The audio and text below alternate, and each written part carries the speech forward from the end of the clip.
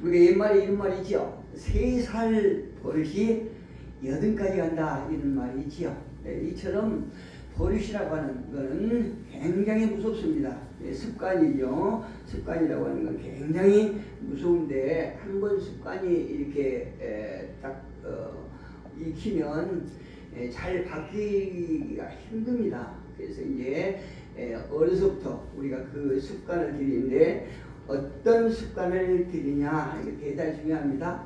실제로 어느 연구 결과에 일상적으로 하는 행동 한 90%가 습관적이고, 또 그 중에 한 10%만이 자신의 의지로 통제가 가능하고, 나머지는 무의식적인 습관에 따라 우리가 산다라고 이렇게 하는 결론이, 조사 결론이 나왔습니다.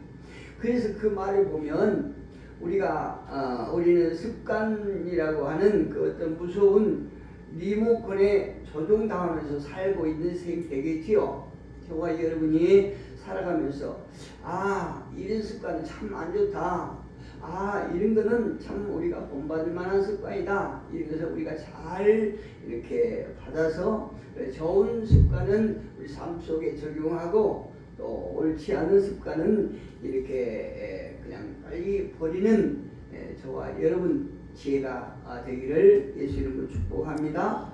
우리 습관이 한 사람의 어떤 미래를 좌우한다는 말이 있지요. 이처럼 우리의 습관은 대단히 중요한 것입니다. 우리 인생의 성과 패를 좌우할 수 있다는 거죠. 그래서 우리가 그 습관이 대단히 얼마나 중요하다는 걸 우리가 알 수 있어요. 성경에도 보면 출애굽한 이스라엘도 습관적인 어떤 노예 근성을 제거하기 위해서 40년을 이렇게 걸렸지 않습니까? 그들이 언어의 습관, 또 행동의 습관, 태도의 습관, 이런 부정적인 습관을 하나님께서 제거하시기 위해서 40년 동안 걸렸다는 얘기예요.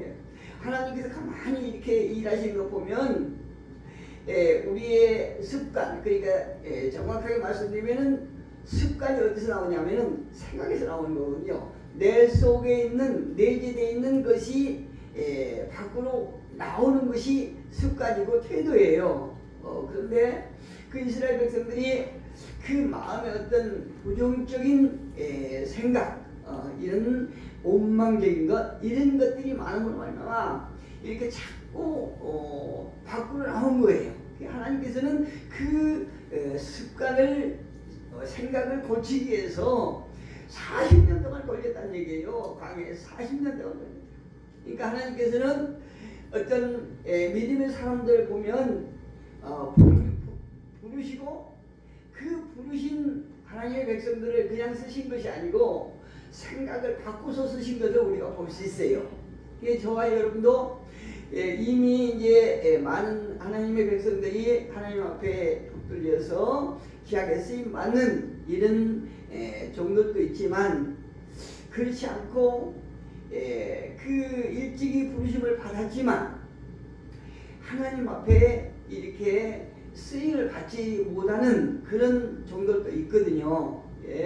오늘 이 말씀을 통해서 우리가 버려야 될 것이 무엇인가, 또 우리가 추구해야 될 것이 무엇인가 하는 걸 잘 이렇게 깨달아서 우리가 승리하는 우리 모두가 됐으면 참 좋겠습니다.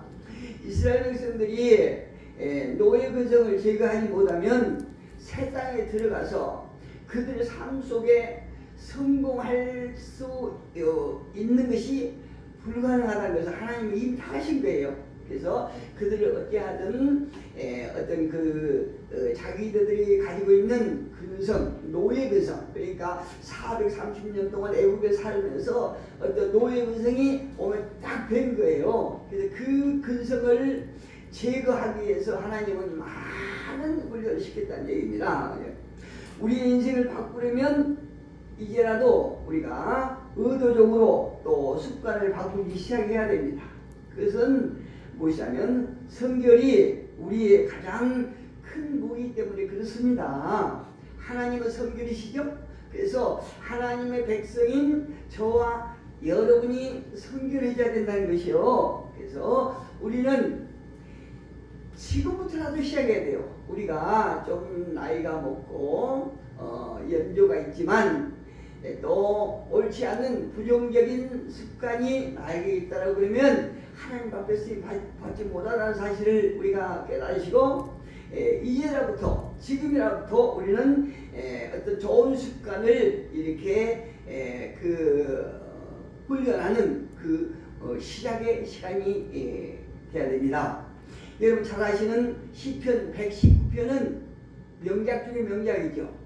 성경에서 모든 것이 우리가 버릴 것이 없고 성경 모든 말씀이 다 우리에게 약이 되고 또 우리에게 보배가 되지만 그 중에서도 특별히 시편 119편은 명작 중에 명작이라고 할 수 있습니다.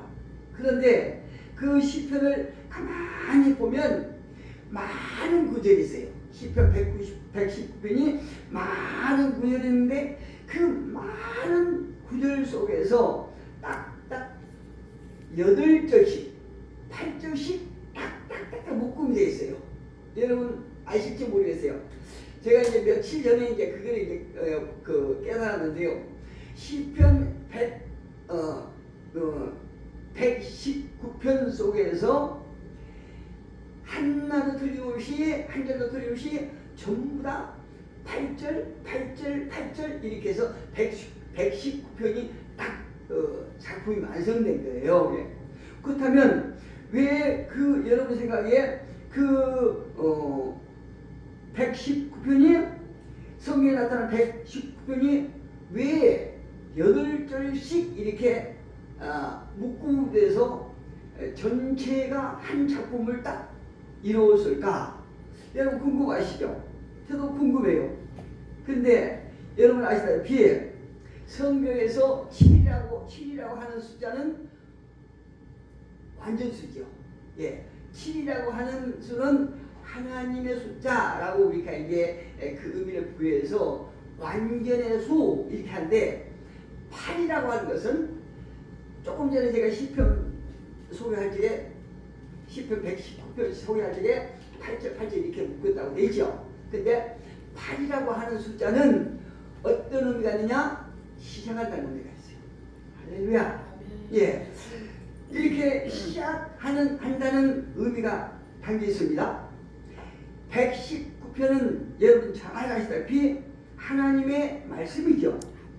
시편에다가 그 8이라고 하는 숫자를 반복적으로 계속 강조한 이유는 독자들로부터 하나님의 말씀만 있으면 어떠한 상황에서도 다시 시작할 수 있다는 그런 메시지를 주기 위함이라는 거죠. 얼마나 희미합니까? 그냥 그 기자가 하다 보니까 8절씩 이렇게 딱 묶어서 한 작품을 만든 것이 아니고 하나님의 감동으로 된 책 중에서 시편 119편이 8절로 이렇게 갖다 묶어서 이렇게 한 단락으로 이렇게 해서 그 많은 책이 하나의 작품으로 딱 만든 것은 하나님께서 그 하나님의 말씀만 있으면 어떠한 상황이라 할지라도 어떠한 문제라고 할지라도 그 모든 상황에서 다시 시작할 수 있다는 그 엄청난 비밀의 순교이다니. 그래서 우리는 지금 나의 상황이 나의 형편이 어떤 형편이고 어떤 상황이 될지라도 우리는 염려할 거 없어요. 왜 그러냐? 하나님 말씀만 강하게 붙잡고 우리가 시작하면 된다는 거죠. 시작하면은 그 모든 결과는 성공으로 나온다는 거죠. 성경에서 그렇게 말씀하고 계세요.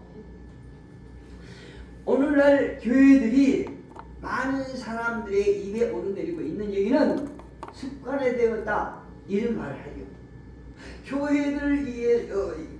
교회들을 보면서 습관화되었다라고 말하는데 이 말은 어떤 의미가 있느냐면 여러분 아시다시피 교회라고 하는 것은 한 심령 우리 목사님들 여러분들 한심령이 교회예요? 한심령이 교회예요? 한심령이 교회예요. 그렇죠? 이 여러 심령들, 여러 교회들이 모여서 교회가 됐잖아요. 그런데 교회가 침체되었다 라고 하는 말은 한심령이 침체되었단 말이에요. 한심령이 침체되었다고 하는 이런 말이 있거든요.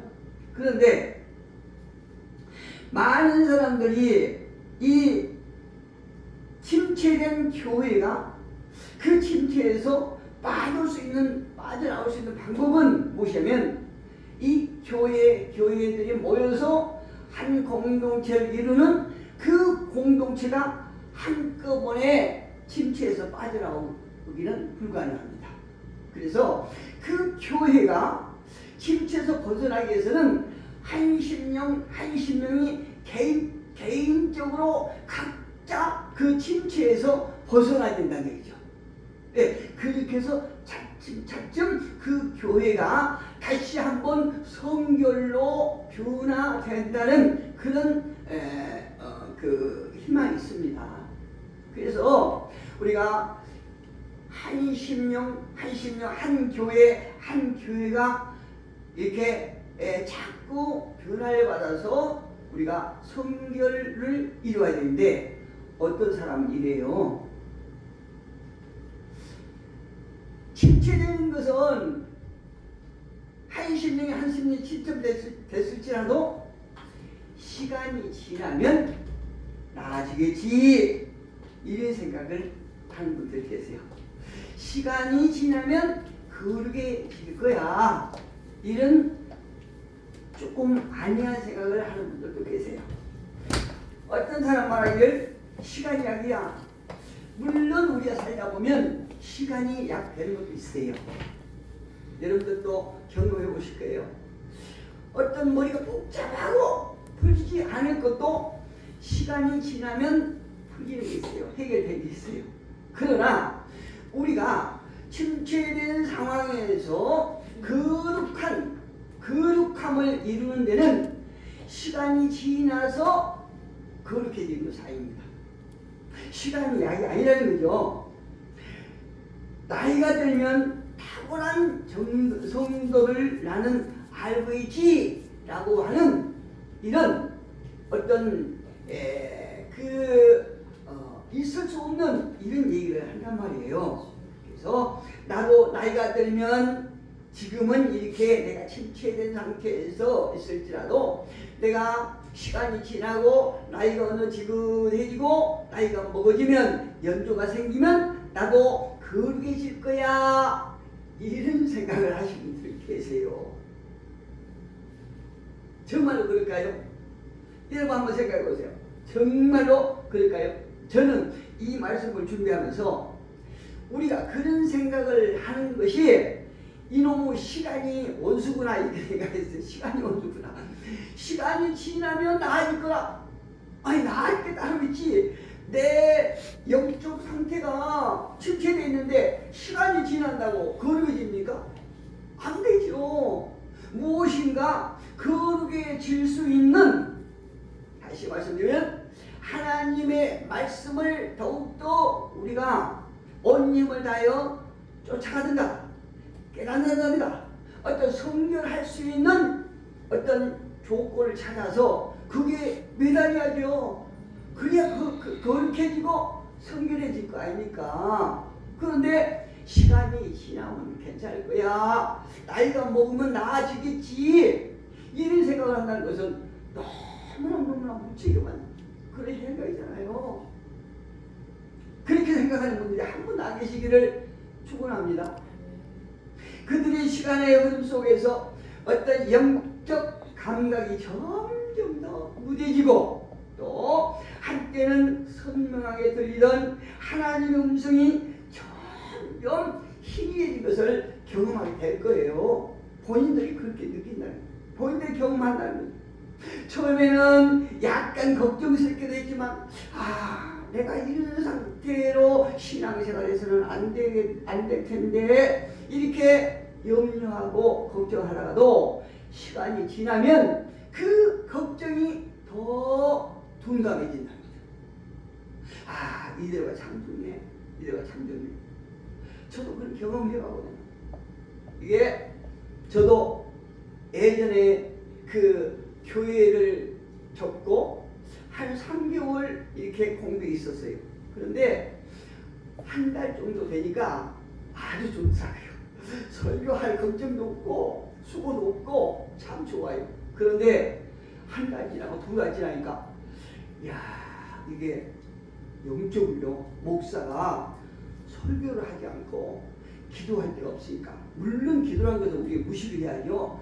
어느 때라도 어느 장소라도 기도해야 되겠죠. 그런데 어떤 이렇게 함께 모여서 기도하지 못하니까 굉장히 갈급해져요. 처음에는 한 달 정도는 이거 너무나 갈급하고 이렇게 했던 것이 편안하고 좋더라고요. 그런데 시간이 가면 갈수록 두려워요.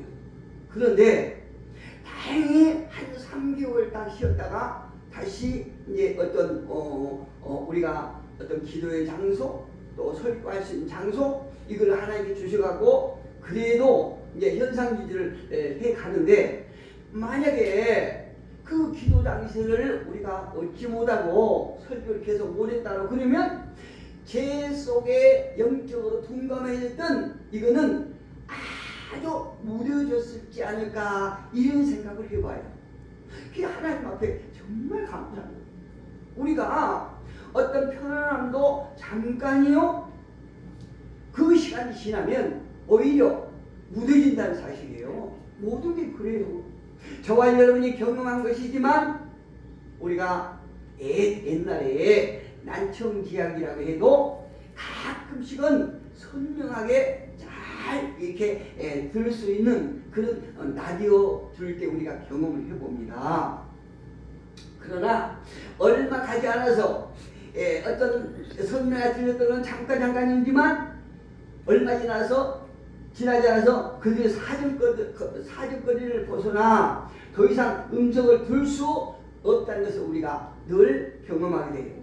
습관적으로 말미암아 마음의 귀가 막혀버렸다는 거죠. 시간이 지나니까. 시간이 갈수록 영적인 일들에 대해서 무관심은 증가되고 영혼을 흔드는 감동은 무뎌집니다. 그래서 사도 바울은 로마서 12장 2절에서 저와 여러분에게 이렇게 말씀해요. 너희는 이 세대를 본받지 말고 오직 마음을 새롭게 함으로 변화를 받아. 이렇게 말해요. 그러니까 우리가 마음이 무뎌지고 영적으로 감각이 무뎌지고 둔감해지고 하는 원인이 이 세대를 본받는 것에부터 시작된다는 얘기예요. 이 세대를 본받는 것부터 우리가 자꾸 하나님을 떠나게 되는 그런 영적 상태가 된다는 얘기예요. 봅시다. 아무리 신령한 사람도 우리가 계속 하나님과 관계를 유지하지 않으면요, 좋은 관계를 유지하지 않으면 우리 본성에 악함이 있기 때문에 자꾸 우리는 하나님과 멀어지고 하나님과 소홀해짐과 동시에 세상으로 가게 돼 있어요. 그렇잖아요. 여러분들도 이렇게 경험해 보죠. 특별히 저는요, 세상을 참 좋아했던 사람이기 때문에 더 그래요. 그래서 제가 저를 알기 때문에 저는 그게 두려운 거예요. 사도 바울이 말합니다. 너희는 이 세대를 본받지 말고 오직 마음을 새롭게 함으로 변화를 받아 하나님의 선하시고 기뻐하시며 온전하신 뜻이 무엇인지 분별하도록 하라. 이렇게 말씀하잖아요. 여러분, 우리가요, 아무리 찬양을 하고 기도를 하고 하나님의 말씀을 가까이 한다고 할지라도 우리 영적인 상태가 정말로 어떤 민감하지 못하고 하나님께서 원하시지 않는 상태에 있다라고 그러면 하나님께서 어떤 분이신지 알 수가 없고 하나님께서 나를 향해서 무엇을 기뻐하실까를 알 수가 없고 하나님께서 온전하신 분이라는 것을 우리가 알 수 없어요. 분별할 수 없어요. 예, 왜 그렇습니까? 우리는 습관적으로 찬양을 할 수 있고 습관적으로 기도를 할 수 있고 또 문자적으로만 성경 말씀을 볼 수 있기 때문에 우리는 그것으로 만족할 수 없는 일이에요. 우리 영이 항상 민감해서 하나님께서 환경을 통해서 사람을 통해서 성경을 통해서 성경 말씀을 통해서 하신 그 말씀을 우리가 깨달을 때 그리고 그 말씀 가운데 하나님의 음성을 들을 때에 우리는 그때야 비로소 하나님의 선하시고 기뻐하시며 온전하신 뜻이 무엇인지 분별할 수 있는 그런 상태가 된다. 이렇게 사도 바울은 말씀하고 있습니다. 분별이라고 하는 것은요, 언제부터 시작될까요? 분별이라고 하는 것은 우리의 습관, 그러니까 생각을 바꿀 때 우리의 분별은 시작해요. 이게 옳고 그르고 하는, 그러니까 하나님에 대한 것에 옳고 그름의 분별이 시작하는 것은 내 잘못된 습관을 바꿀 때, 내 생각을 바꿀 때 우리는 가능하다는 얘기입니다. 오늘 본문에 보니까 이렇게 말씀하세요. 사도 바울은 갈라디아 교회 성도들에게 또 저와 여러분에게 이렇게 말씀하십니다. 내가 이르노니 너희는 성령을 따라 행하라. 할렐루야. 우리가 세상을 쫓는 것이 아니라 성령을 따라서 행하는 거죠. 성령을 따라서 우리가 판단하고 결정하라. 이렇게 말씀하세요. 이것이 얼마만큼 중요한지 몰라요. 성령을 따라서 행하라 하는 것은 우리가 본능적으로 늘 우리의 육체의 욕망, 세상적인 가치관을 우리가 추구하는 이런 본성이 있지만, 그러나 성령을 따라 행할 때에 우리의 육체적인 욕망을 이루지 않기 때문에 성령을 따라서 행하라는 거죠. 우리가 그러니까 성령을 따라서 행하지도 않고 육체의 욕심을 따라서 하지도 않고 이건 없어요. 중간지대가 없다는 거죠. 중간지대는 없는 거예요. 이걸 따라서 행하든 저걸 따라서 행하든 어느 양쪽에 한 가지는 분명히 있다는 얘기입니다. 그러면 우리가 사도 바울이 말씀하시기를 우리가 성령을 따라 행할 때에 우리가 이 세대들이 추구하는 그 육적인 욕망을 이루지 않을 것이다. 이렇게 말씀하세요. 내가 이르노니 너희는 성령을 따라 행하라. 그리하면 육체의 욕심을 이루지 아니하리라. 할렐루야. 육체의 욕심이 어떤 욕심입니까? 이 세상 사람들이 추구하는 거죠. 그것은 무엇입니까? 그래서 로마서 8장 6절에서 말씀하시기를 육신의 생각은 사망이요 영의 생각은 생명과 평안이니라. 할렐루야. 저와 여러분이 육신의 생각을 버리고 영의 생각으로 생명과 평안이 저와 여러분의 삶 속에 충만하기를 주님의 이름으로 축복합니다. 우리는 하루에도 수없이 무엇을 선택하고 결정해야 될 그런 문제에 직면하게 됩니다. 방금 전에 어떤 문제를 가지고 내가 어떻게 선택해야 될 것인가, 내가 어떻게 결정해야 될 것인가, 이런 일들이 계속 우리 삶 속에 반복된다는 거죠. 누구나 다 그러지요. 그런 가운데 무엇을 생각하고 무엇을 따를 것인가 하는 것은 각자의 삶을 성공으로 혹은 실패로 결론짓게 돼 있어요. 내가 어떤 생각을 가지고 무엇을 선택하고 어떻게 결정하느냐에 따라서 내 인생이 평안과 생명의 삶을 살 수 있을 것이고, 혹은 어떤 생각을 통해서 무엇을 선택하고 무엇을 결정함으로 해서 내가 사망의 길로 접어들 수도 있다 이 말씀이에요. 이래서 생각이 우리에게 얼마나 중요하다는 것을 성경은 말씀하고 있어요. 오늘 본문을 통해서 바울은 우리 생각이 얼마나 중요하다는 것을 강조하고 있습니다. 방금 전 로마서 12장 2절에서 바울은 로마 교인들에게 마음의 변화를 받으라고 설교하고 있지요. 그런데 이 변화라고 하는 것은 기독교에서 아주 중요한 중심 요소 중에 하나라고 할 수 있죠. 예. 하나님은 하나님의 백성들에게 끊임없이 변화되기를 요구하고 있다는 거죠. 예. 왜?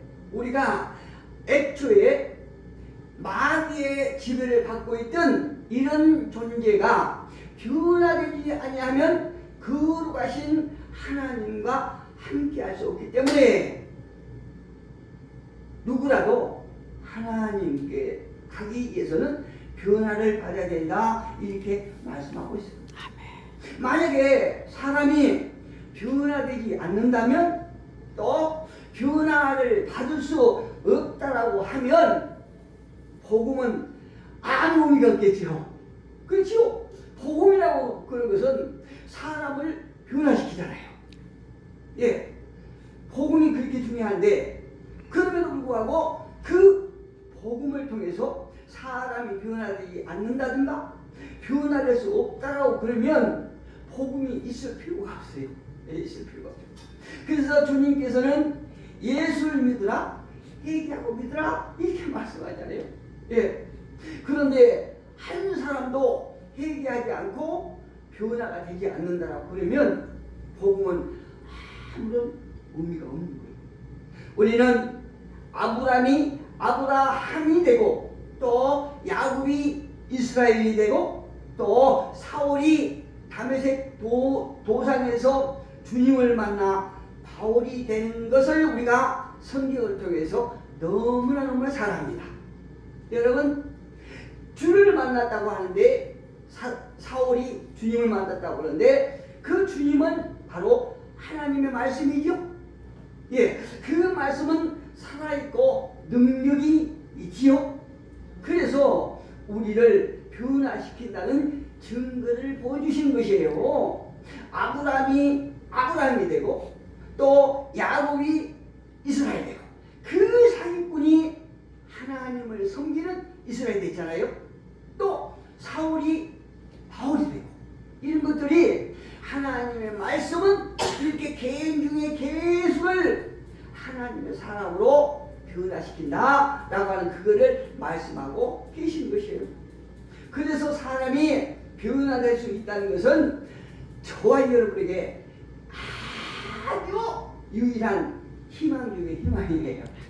예, 만약에 우리가 변화할 수 없다면 누구도 우리 하나님 앞에 설교할 필요가 없다고 생각합니다.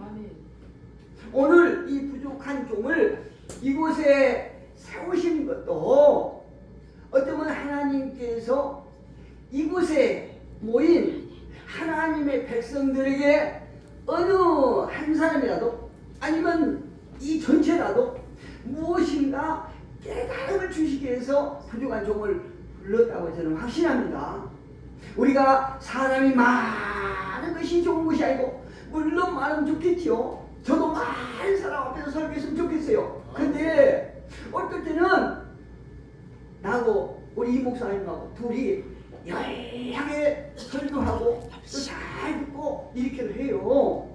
근데 하나님은 그 속에서 하나님께서는 무엇인가 하시고 싶은 것이 있으시다는 얘기입니다.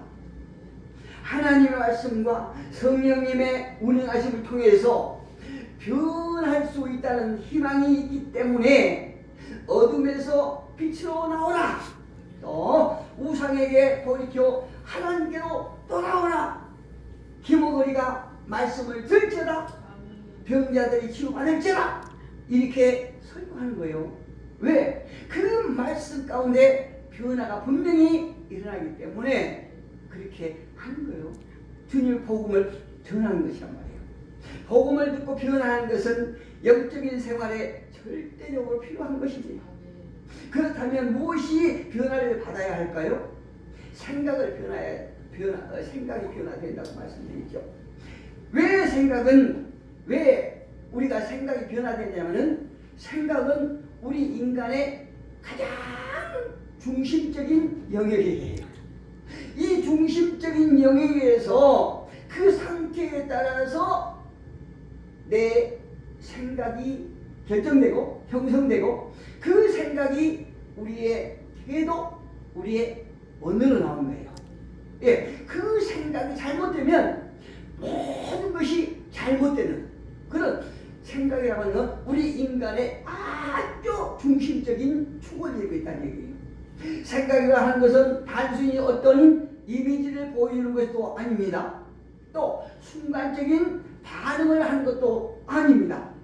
생각은 삶의 방향과 태도를 결정하는 아주 중요한 요소이기 때문에 생각이라는 것이 얼마나 중요한 것을 우리는 늘 경험합니다.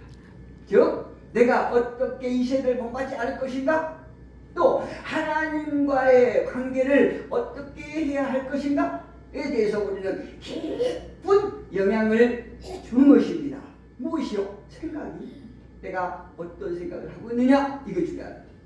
그래서 사도 바울은 또 로마서 교회에게 육신의 생각은 사망이다 이렇게 말씀하고 계시지 않습니까? 그 반면에 영의 생각은 생명과 평안을 준다 이렇게 말씀하고 계세요. 여러분들도 다 경험해보고 계신 그런 일이지만 우리가 말씀에 강력하게 사로잡히고 또 성령의 지배를 받으면 내 주위에 외적으로 어떠한 문제가 있다 할지라도 태평할 수밖에 없어요. 예전에 제가 집사 때이에요. 집사 때 그 일을 잊어먹지도 않은데요. 야, 제가 사업에 책임도 아닌데 사업한답시고 사업을 할 때 남에게 빚을 많이 진 거예요. 빚을 진 거예요. 그런데 돈을 빌리러 다니는데 돈을 빌릴 데가 없는 거예요. 자꾸 우리 아내하고 다니는데 어느 딱 중간에서 어느 그 한적한 데서 이제 돈은 구하지 못하지요. 이제 돈은 남들에게 돈은 줘야지요.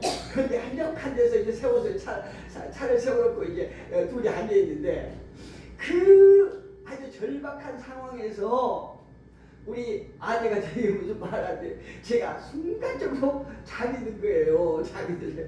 그 절박한 상황 속에서도 그 근심이 다 어디 가버리고 제가 탁 잠이 든 거예요. 그러니까 제 아내가 아이 이런 상황에서 잠이 올까 이런 푸념을 하는 제가 오래전인데 제가 집사 때인데 아직도 그때 모습이 이렇게 선명해요. 그런데 그때만 해도 제가 아주 충만했었거든요. 영에 충만했었거든요. 그렇기 때문에 그 예부의 환경이 어떤 상황일지라도 하나님의 말씀이 저를 잡고 계시고 성령이 저를 통치하시기 때문에 제가 평안 가운데 어떤 염려가 없었다고 저는 말씀드릴 수가 있어요. 이처럼 우리가 육신적인 생각은 결국 나를 멸망하게 하는 것이요.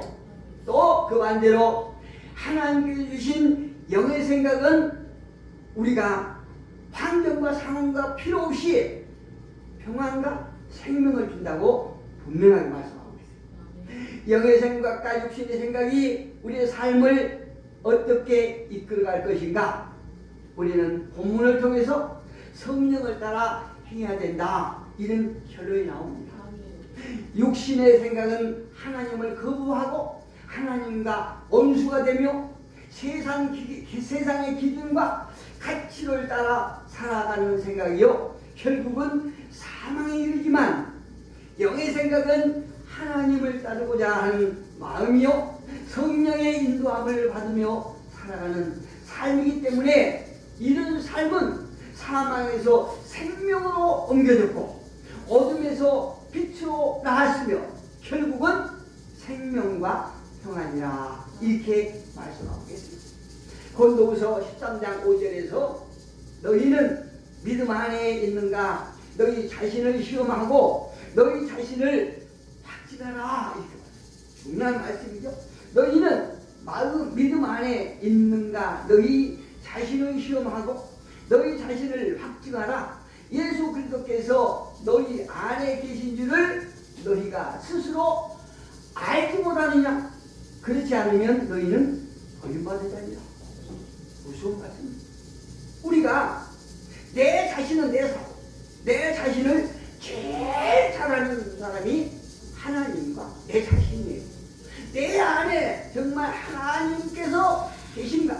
하나님의 영이 계시는가? 그렇다면 내가 어느 정도 하나님께서 내 심령을 통치하고 계신가? 내 스스로 점검해 보라는 것입니다. 저는 이 시간을 통해서 저와 여러분이 예수 그리스도께서 우리와 함께 하심을 저는 믿습니다. 소크라테스가 이렇게 말했어요. 점검하지 않는 생활은 살만한 가치가 없다. 이렇게 말해요. 무슨 말씀이죠? 내가 시간 살아가면서 하루 살아가면서 내 상태가 어떤가 점검하지 않은 사람은 살만한 가치가 없다고 소크라테스 말했어요. 성경도 말씀하지 않습니까? 너희 안에 예수께서 너희 안에 계신 줄을 너희가 스스로 알지 못하냐? 점검해보라고 그러지 않습니까?